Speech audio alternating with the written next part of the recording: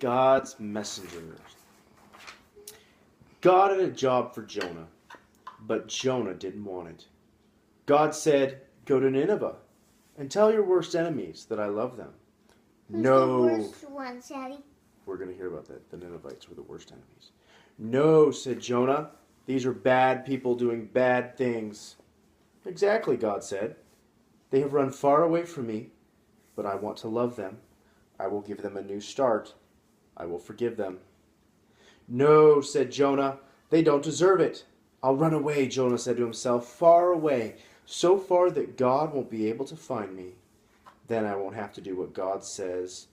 It's a good plan, Jonah thought, because as far as he knew, it was a good plan. But, of course, it wasn't a good plan at all. It was a silly, dumb plan, because you can run away from God, but he will always come and find you.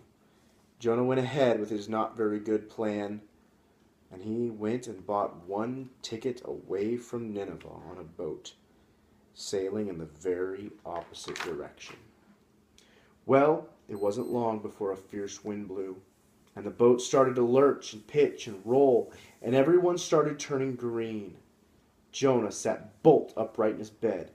You see, the first thing that went wrong with Jonah's not very good plan was that God sent a big storm after him. Hey, keep your shirt on. Put it down. The sailors couldn't sail their ship properly. "We're sinking," they screamed, and they started throwing everything overboard. Suitcases, food, whatever they could find. By now, Jonah knew that the storm was his fault. "Throw me in instead," he shouted to the sailors, "and the storm will stop." The sailors weren't sure. "It's the only way you could be saved," Jonah cried. And so 1, 2, 3. Splash! They threw him in. No sooner had Jonah hit the water than the waves grew calm. The wind died down, and the storm stopped. Just then, when Jonah thought it was all over, when he was sure he was going to drown, God sent a big fish to rescue him. The fish swallowed Jonah whole with one big gulp. Jonah must have thought he'd died. It was so dark in there, like a tomb. But then he smelled the rotting food and felt the slimy seaweed and knew he wasn't dead. He was in the belly of the fish.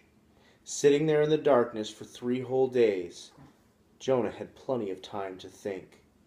Pretty soon he realized his plan was, well, a very silly plan indeed. He was sorry for running away. He prayed to God from inside the great fish and asked God to forgive him. After 3 days, the fish spat Jonah safely out onto a sandy beach. Just then, Jonah heard someone calling his name.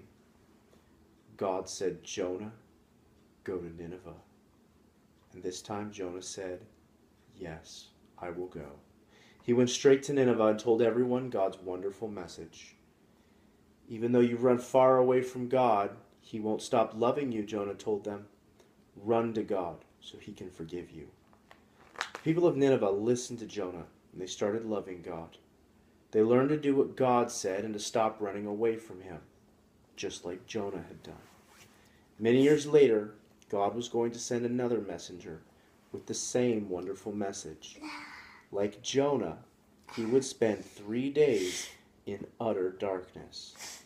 But this messenger would be God's own Son. He would be called the Word, because he himself would be God's message. God's message translated into our own language. Everything God wanted to say to the whole world in a single person. All right, that's it. Jack, you want to turn it off? What does all this say? Those are the rules that we're going to hear about tomorrow. Hit the red button, bud.